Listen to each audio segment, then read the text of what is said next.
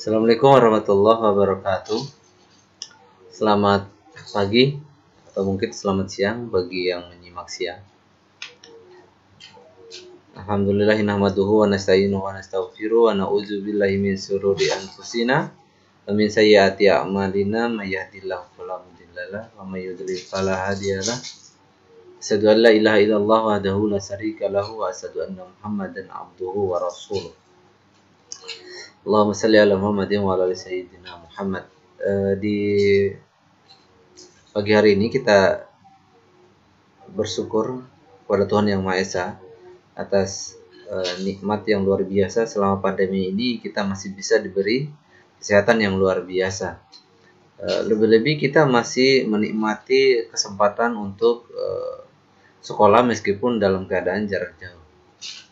Ya, kita udah masuk satu semester kebersamaan kita untuk siswa baru. Kebersamaan ini adalah merupakan kebersamaan yang luar biasa bagi saya karena ada rasa rindu, ada rasa ingin berjumpa, ada rasa ingin tatap muka layaknya seperti orang yang ingin belajar pada umumnya. Tidak hanya kita, hampir seluruh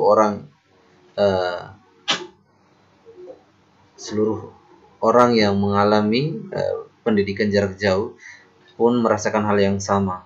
Maka dari itu perlu kita syukuri sebagaimana yang kita alami ini, kita masih menikmatinya sampai hari ini. Nah, adapun proses pembelajaran jarak jauh yang terakhir untuk semester 1 ini, karena kita akan mendekati penilaian akhir semester, maka dari itu saya selaku guru yang memberikan atau pengampu mata pelajaran ini, saya akan memberikan beberapa penjelasan ataupun materi-materi yang berkenaan dengan penilaian akhir semester saya ini. Oleh karena kita nggak terlalu optimal dalam pembelajaran ini, maka dari itu saya sekiranya sedikit membantu kalian agar mempermudah dalam proses pengambilan atau proses jawab soal pada saat penilaian akhir semester nanti. Nah, yang akan saya jelaskan ini adalah poin-poin penting, tidak sama tapi hampir mendekati soal-soal yang akan saya keluarkan di penilaian akhir semester nanti. Nah, kisi-kisi ini adalah sebagai bentuk cara guru, tidak hanya saya, bahkan seluruh guru yang ada di Indonesia mungkin melakukan hal yang sama dengan cara yang berbeda. Memberikan kisi-kisi ini adalah merupakan hal yang paling baik untuk mempermudah siswa karena kurangnya tatap muka selama pandemi ini. Maka dari itu tolong disimak baik-baik dan dicatat bila perlu poin-poin yang saya jelaskan, sehingga kalian mudah untuk belajar di rumah atau mungkin mudah untuk menjawab soal ketika soal ditayangkan atau dilayangkan nanti oleh panitia pelaksanaan penilaian akhir semester di sekolah, khususnya di sekolah kita ya, 160.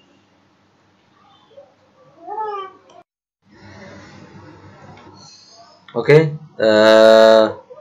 baiklah, berikut beberapa materi yang saya sajikan dalam penilaian akhir semester. Tolong dicatat baik-baik dan disimak baik-baik. Nah, supaya mempermudah, ini bukan untuk saya semata, melainkan untuk kalian, dan mempermudah saya juga dalam mengambil penilaian. Oke, saya akan, jadi ada 3 tipe yang saya masukkan dengan cara 3 hal ini. Yang pertama, di buku, yang kedua kehidupan sosial, yang ketiga adalah istilah-istilah yang mungkin hampir mirip dengan materi-materi yang pernah saya jelaskan. Nah, di antaranya adalah ini. Oke. Tolong dicatat. Penghargaan terhadap pahlawan bangsa dapat diwujudkan dengan cara, jadi bentuk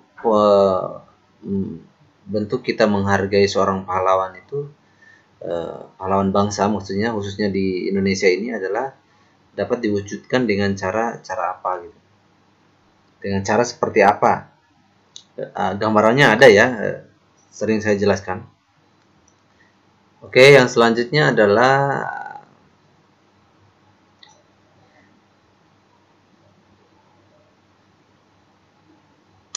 di dalam pembukaan Undang-Undang Dasar 1945 di alinea keempat, ada ya di catatan kalau nggak salah. Jadi kan alinea kan ada 4 ya kalau nggak salah, 1, 2, dan 3. Alinea keempat dijelaskan bahwa Pancasila mempunyai kedudukan sebagai sebagai apa. Dari dalam pandangan alinea keempat itu, Pancasila itu sebagai apa? Ya diantaranya ya mungkin pernah saya otak-atik ya kalimatnya, hampir sering saya katakan bahwa Pancasila itu dua. Yang pertama adalah sebagai negara hukum, istilahnya sumber hukum. Yang kedua adalah sebagai dasar negara misalnya. Nah, mungkin di antara hal itu ada yang terbenak dalam pikiran kalian, misalnya ya bisa kalian utarakan ya. Nah, yang selanjutnya adalah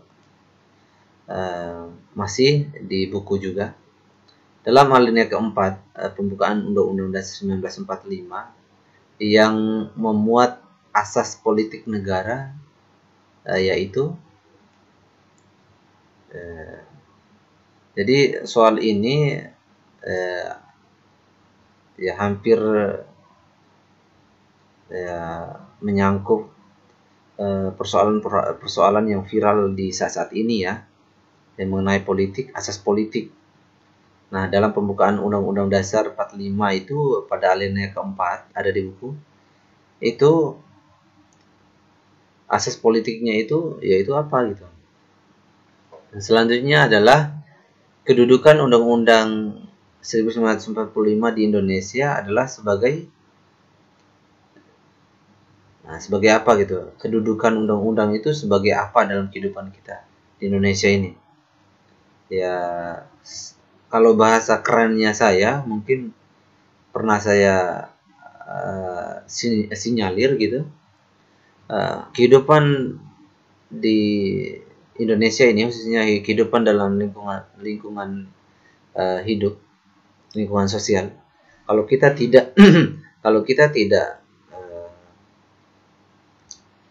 kita tidak menaati undang-undang dan Pancasila, maka kehidupan kita selalu bertentangan dengan kehidupan sosial. Ya, orangnya kerap bermasalah gitu ya, kalau dia tidak menjadikan undang-undang ini sebagai kedudukan yang paling penting. Yang selanjutnya adalah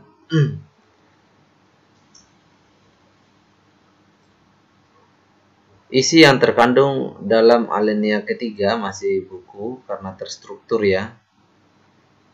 Dalam alinea ketiga pembukaan Undang-Undang Dasar 1945 adalah apa? Ya tinggal kalian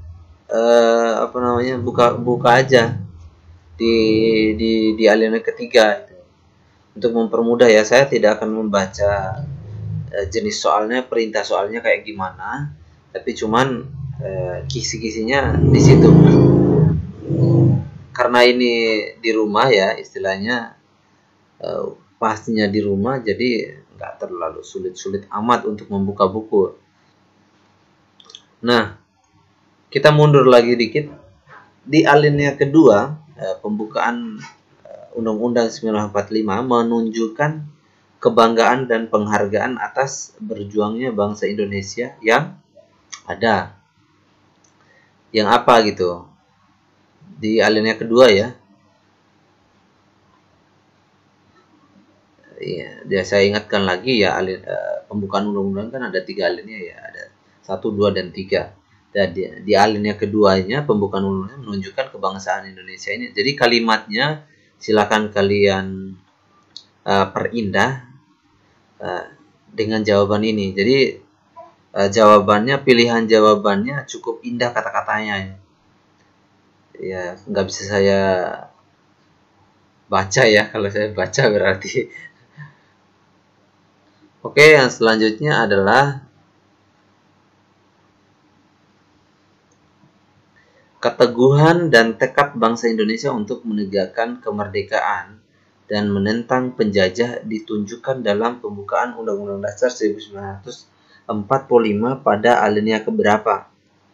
Aduh, kayaknya kayak semacam simbol ini soalnya.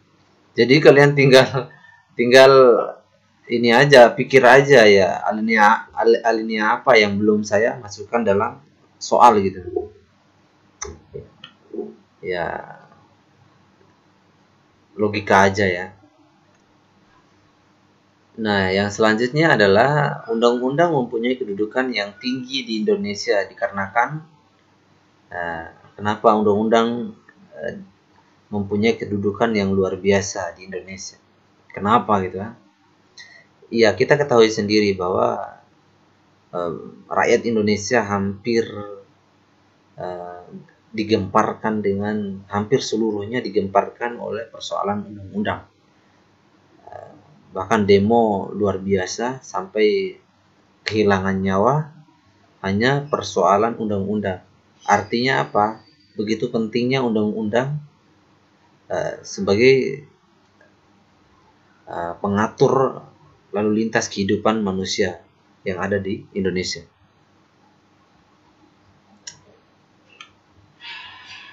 Nah, tinggal kalian pilih aja ya alasan-alasan yang telah saya masukkan di soal-soal itu. Yang mana yang paling bagus lah, silakan kalian pilih. Biasanya kalau kata-katanya jelek ya itu berarti menunjukkan bukan jawabannya. Oke, selanjutnya bangsa Indonesia bertekad untuk tidak mengubah pembukaan Undang-Undang Dasar 1945 karena mengubah pembukaan pada hakikatnya adalah mengubah. Saya pernah bahasakan kepada kalian bahwasannya jangan sekali-sekali orang Indonesia mengubah Undang-Undang 1945 karena hal besar yang akan terjadi. Apa itu? Ketika Anda mengubah Undang-Undang 1945 dari awal sampai sekarang, artinya kalian akan mengubah apa itu? Saya pernah bahasakan itu dalam saya mengajar. Jadi gini nih, kalau dalam aturan keluarga, kalian kan punya keluarga ya. Kalau dalam aturan keluarga itu diubah atau diganggu gugat oleh orang lain, maka penyebabnya adalah kehancuran daripada keluarga tersebut. Ya, kalian bisa paham ya apa maksud saya?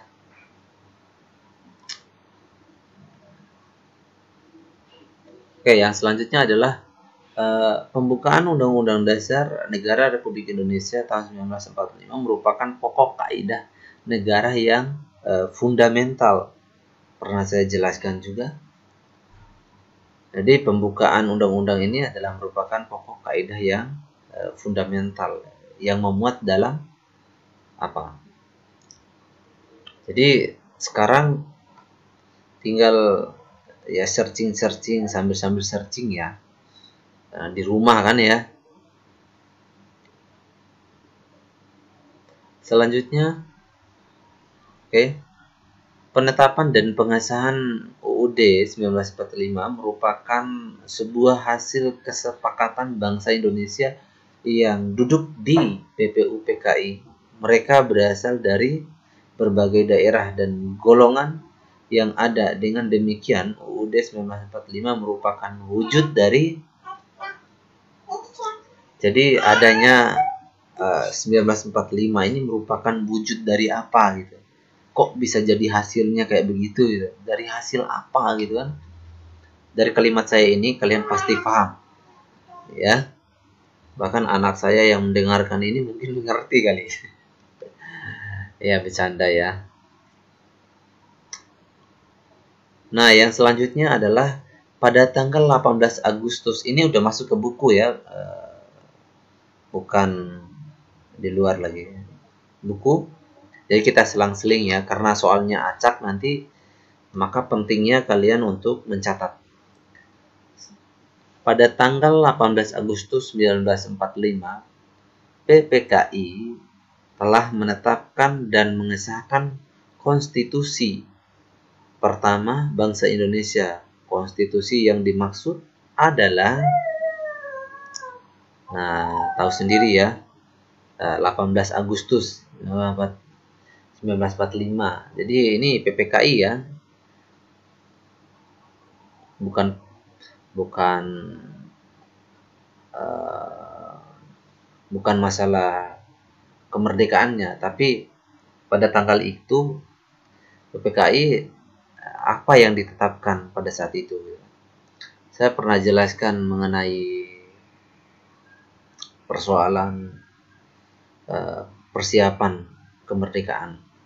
Jadi persiapan itu tidak hanya dilakukan pada saat ingin menjelang, tetapi jauh sebelum ingin diadakan itu udah persiapan. Contohnya kayak orang mau menikah gitu kan. Orang mau menikah itu dikira sebulan sebelum dia menikah langsung persiapan gitu. Kagak. Udah jauh-jauh hari dia persiapan. Ya logikanya seperti itu. Nah, yang selanjutnya adalah Undang-Undang Dasar merupakan sebagian hukum dasar yang tertulis. Selain itu, terdapat hukum dasar yang tidak tertulis, yaitu aturan yang timbul dan terpelihara dalam penyelenggaraan negara yang disebut titik-titik. Ya, kalimat soalnya saya tidak baca seutuhnya ya.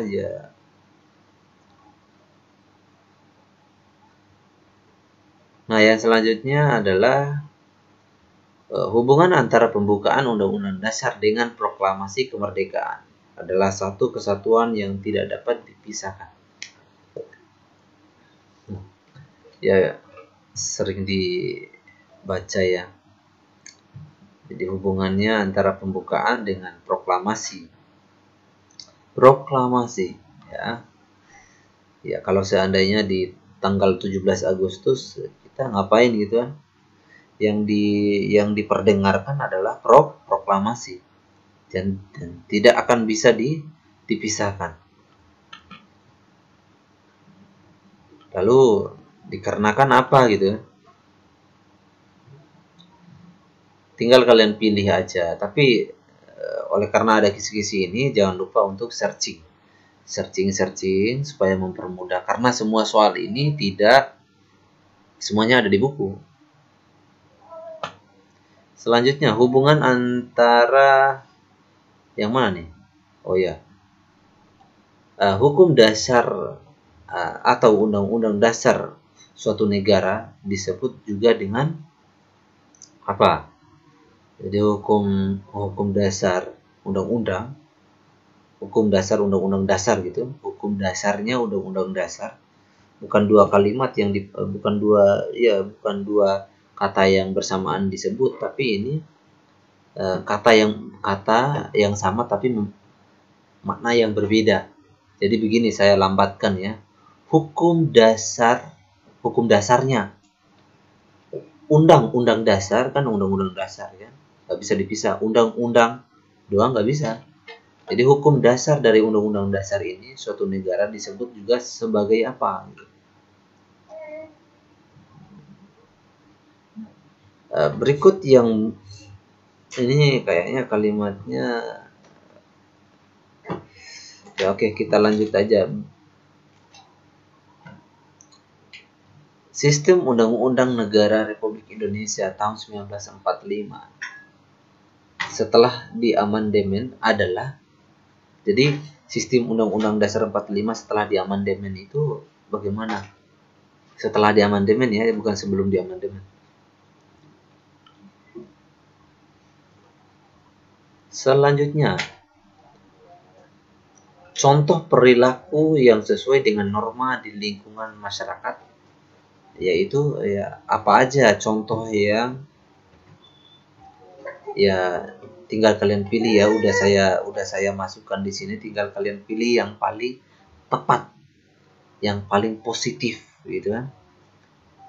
Contoh perilaku yang sesuai dengan norma itu kayak gimana. Jadi contohnya kalian nggak perlu harus sebutkan, sudah saya sebutkan di sini ya. Ya ini nggak perlu di searching di Google juga, tinggal kalian tulis aja teksnya, nanti ada sebagai persiapan aja. Nah, selanjutnya adalah norma ini memiliki sanksi berupa hukuman yang tegas bagi para pelanggarnya sesuai dengan peraturan perundang-undangan yang berlaku. Norma ini adalah norma, jadi ketika norma ini dilanggar maka dia akan memperoleh hukuman yang tegas yang nggak bisa diganti gitu. Ini norma apa gitu ya, saya kan pernah bahasakan ya dalam penjelasan mengenai norma dan keadilan ya. Saya pernah bahasakan yang paling tegas, yang paling tegas dalam kehidupan kita adalah titik-titik. Yang paling tegas. Kalau di rumah kita aturan orang tua, misalnya aturan orang tua kalian langgar, paling diomelin gitu kan, selesai. Terus kalau di lingkungan ketika kalian merokok, ketahuan sama orang tua misalnya atau guru gitu, saya lihat kalian rokok di jalan misalnya, ya ditegur atau dimarahi udah selesai gitu kan. Ya nggak sejauh banget, tapi yang paling tegas dan harus ditegakkan adalah, tahu sendiri ya, atau enggak kenapa orang bisa masuk penjara, karena apa, norma apa yang paling tegas. Oke, selanjutnya, sanksi bagi seorang yang melanggar norma kesusilaan dalam hidup di masyarakat adalah, jadi orang yang melakukan asusila, perbuatan yang buruk ini, biasanya dalam kehidupan masyarakat itu bagaimana cara hukumannya. Ini nggak ada di buku ya, mohon maaf ya. Jadi saya sesuai yang saya bahasakan selama saya ngajar untuk norma dan keadilan ya, kalian mungkin masih ingat ya. Jadi juga kalian bisa lihat di soal-soalnya nanti pilihan-pilihan yang paling bagus yang mana. Jadi kita tidak semuanya ini ya, hanya beberapa saja supaya setidaknya mempersingkat waktu.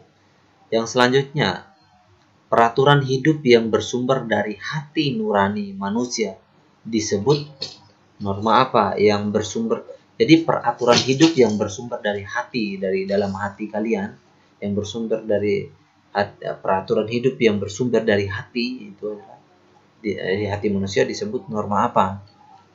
Dan dari hati ya, orang kalau mengerjakan itu begitu khusyuk gitu kan, begitu serius mengerjakannya, apa itu ya pasti paham lah ya. Manusia nggak akan, kalau nggak punya ini nggak akan terarah hidupnya. Nah kalau kalimat itu kalian paham ya, pilihannya itu. Oke, yang selanjutnya, peraturan hidup yang bersumber dari Tuhan disebut norma apa? Ya. Selanjutnya, tujuan utama ditetapnya norma dan kehidupan masyarakat ialah apa? Tujuan utama ditetapkannya norma dalam kehidupan masyarakat. Jadi tujuan orang bikin aturan, ada tulisan misalnya, dilarang meludah sembarangan di sini karena ada bayi yang jalan atau apa yang main segala macam atau apalah. Nah, itu makna dari diterapkannya norma di situ. Jadi tujuannya apa gitu maksudnya. Ada kata-katanya, tinggal kalian pilih yang lebih bagus saja ya. Sebagai siswa dan generasi muda, selanjutnya ya. Sebagai siswa dan generasi muda harus memiliki komitmen dalam berbangsa dan bernegara dengan cara yaitu ya, marak terjadi sekarang, kalian tahu kan, marak terjadi sekarang siswa udah mulai mau ikut-ikut demo segala macam ya, demo akhirnya tawuran, apa juga faedahnya. Belum saatnya kalian untuk menegakkan itu. Kalian belajar aja dulu, nggak usah untuk ikut-ikut tawuran segala macam, atau mungkin ikut-ikut demo. Nah, selanjutnya adalah nilai luhur perumusan Pancasila bagi bangsa Indonesia adalah, jadi nilai luhur perumusan Pancasila bagi bangsa Indonesia adalah apa? Nilai luhurnya. Ya, agak berisik ya, itu anak saya lagi lagi main. Biasa dia lagi rewel. Udah 5-6 bulan. Nah, selanjutnya adalah perbedaan rumusan Pancasila dalam Piagam Jakarta dengan pembukaan Undang-Undang Dasar 1945 adalah terdapat pada alinea berapa, kan ada 4 alinea ya. Di 4 alinea ini ada alinea keberapa yang memberikan perbedaan rumusan Pancasila. Iya kan? Kan perumusan Pancasila kan ada 3 yang mengusul ya. Sementara kan ya, ada Bung Soekarno, Muhammad Yamin, sama Sutomo atau siapa ya. Nah, hasil sidang PPKI tanggal 18 Agustus 1945 antara lain menetapkan bahwa untuk sementara waktu Presiden akan dibantu oleh, nah pada tanggal itu ya, pada tanggal 18 itu ya. Jadi kedudukan Presiden pada saat itu yang membantunya adalah siapa gitu. Istilahnya tangan kanan ya. Hasil sidang PPKI dan sudah ya. Selanjutnya, semua anggota PPKI berasal dari bangsa Indonesia yang semula berjumlah 21 orang, kemudian ada penambahan menjadi berapa orang. Jadi setelah ada 21 orang itu penambahannya ada berapa? Tinggal kalian searching aja di Google itu. Anggota PPKI penambahannya berapa selain dari 21 orang itu ya. Oke, selanjutnya dikit lagi ya. Panitia 9 bertugas untuk menyelidiki unsur-unsur mengenai perumusan dasar negara. Tokoh berikut yang berupa yang bukan merupakan anggota Panitia 9 adalah, jadi Panitia 9 kan ya ada 9 orang ya, diantaranya adalah yang bagian Islam, mohon maaf, ada yang bagian tim bagian Islam dan tim bagian umum. Jadi pada saat itu, jadi ya kalau masalah agama bukan masalah agama ya, jadi tim bagian religi istilahnya yang bagian agama. Jadi ada 9 orang yang termasuk presiden kita. Itu. Jadi ada 4 orang. Nah, yang bukan termasuk. Jadi kalian tinggal searching aja, ada 9 panitia 9 itu siapa aja namanya, yang bukan termasuk di situ ya udah kalian enggak usah pilih. Perumusan dasar negara Pancasila yang resmi dan sah. Yang sah terdapat dalam mana? Jadi rumusan Pancasila yang sah itu, yang dipilih pada saat itu terdapat di mana gitu. Ya tinggal kalian pilih aja yang sesuai ya. Setelah Dokuristu Jun di Tokyo BPU PKI dibukakan, sebagai gantinya dibentuk Dokuristu Jumbi Lingkai PPKI. Jadi ada di buku yang ini. Saya kutip sedikit ya. Jadi untuk mempermudah aja. Tinggal kalian cari aja deh. Nah, selanjutnya tinggal dikit lagi ya. Tokoh yang menyampaikan 5 asas negara Indonesia merdeka yang berisi persatuan, kekeluargaan, keseimbangan lahir dan batin, musyawarah dan keadilan rakyat adalah, itu tokohnya siapa? Tokoh yang menyampaikan 5 asas negara itu siapa? Tinggal kalian searching aja. Selanjutnya, untuk meyakinkan rakyat Indonesia dalam membantu Jepang, maka pemerintah Jepang pada tanggal 29 April 1945 mengumumkan pembentukan BPUPKI yang diketahui oleh siapa?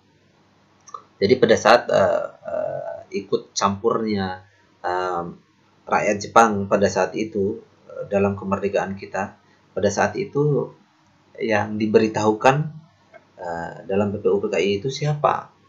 Adalah,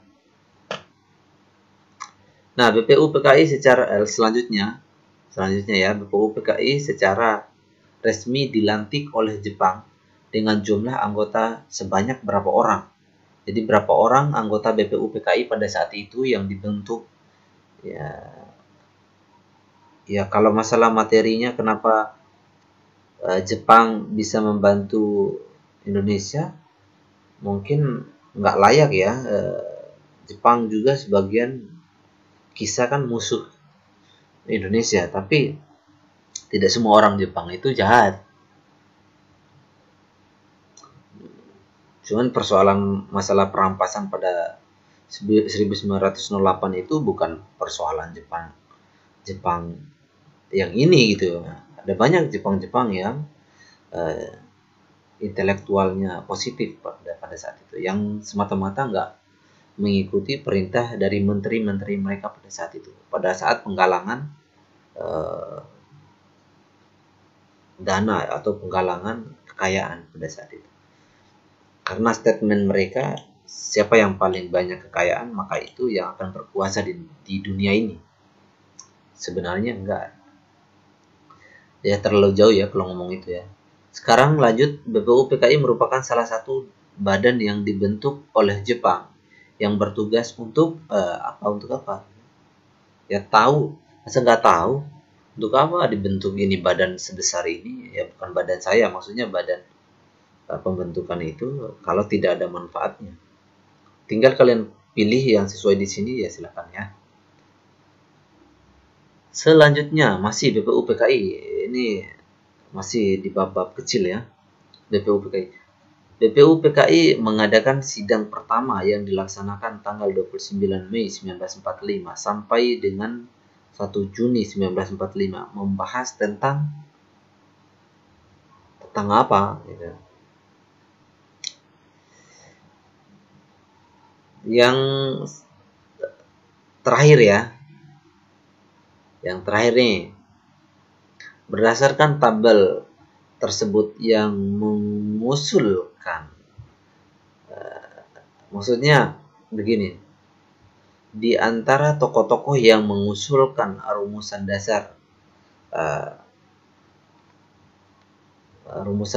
maksudnya ya nama-nama tokoh yang mengusul Pancasila adalah siapa aja. Ada 3 orang kan ya.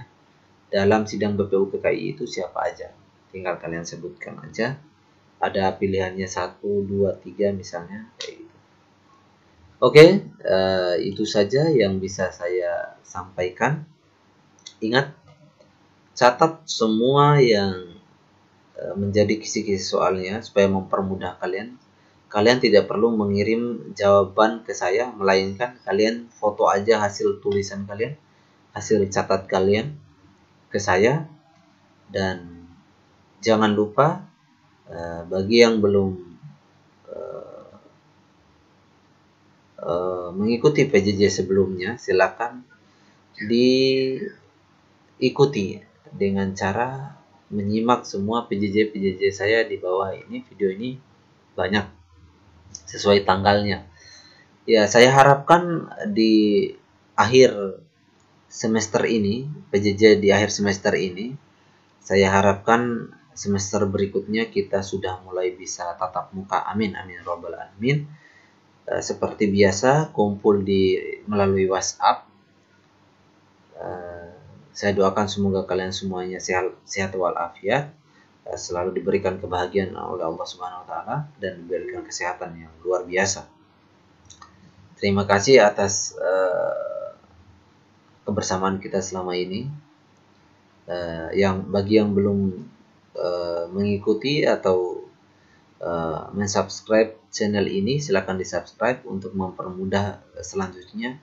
Karena dengan kalian mensubscribe, jadi saya meskipun saya mungkin lupa untuk mengirim tugasnya, setidaknya setelah saya upload bisa masuk sendiri ke pemberitahuan handphone kalian.